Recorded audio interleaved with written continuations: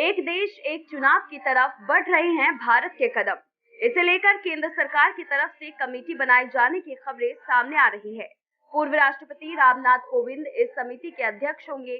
सरकार की तरफ से आज इस पर नोटिफिकेशन जारी होगा। नोटिफिकेशन में समिति के सदस्यों के नाम, कार्यालय समेत अन्य जानकारी शामिल होगी। ये कमेटी कानूनी पहलुओं पर गौर करेगी। कमेटी एक देश एक चुनाव पर देश की जनता की भी राय लेगी। इस वीडियो को अंत तक देखें और अपनी राय कमेंट करके हमें भी जरूर बताएं। वन नेशन वन इलेक्शन सिर्फ एक चर्चा का विषय नहीं है, बल्कि ये भारत की जरूरत है।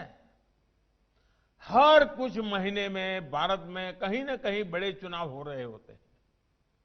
इससे विकास के कार्यों पर जो प्रभाव पड़ता है, उसे आप सब भली भांति जानते हैं। ऐसे में वन नेशन वन इलेक्शन पर एक देश एक चुनाव ऐसा मुद्दा है जिसकी पीएम मोदी वकालत करते हैं।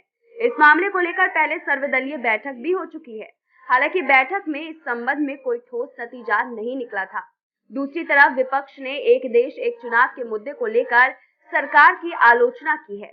लोकसभा में कांग्रेस के नेता अधीर रंजन चौधरी ने कहा कि एक देश एक चुनाव पर केंद्र सरकार की नीयत साफ नहीं है। वहीं एआईएमआईएम नेता असदुद्दीन ओवैसी ने कहा कि भारत में एक देश एक चुनाव संभव नहीं है। ओवैसी ने वन नेशन वन इलेक्शन को असंवैधानिक बताया है।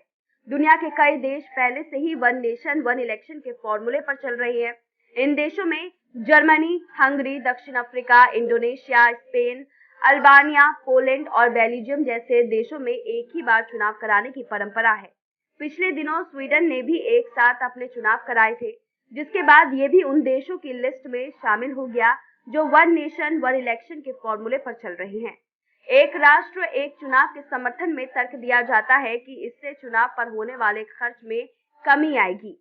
पीएम मोदी कह चुके हैं कि एक देश एक चुनाव से देश के संसाधनों की बचत होगी।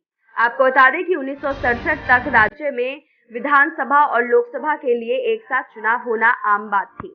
आजादी के बाद वर्ष 1952, 1957, 1962 और 1967 में लोकसभा और विधानसभा चुनाव साथ साथ हो चुके हैं। फिलहाल इस रिपोर्ट में बस इतना ही। देश दुनिया की तमाम बड़ी खबरों के लिए देखते रहिए इंडिया 7।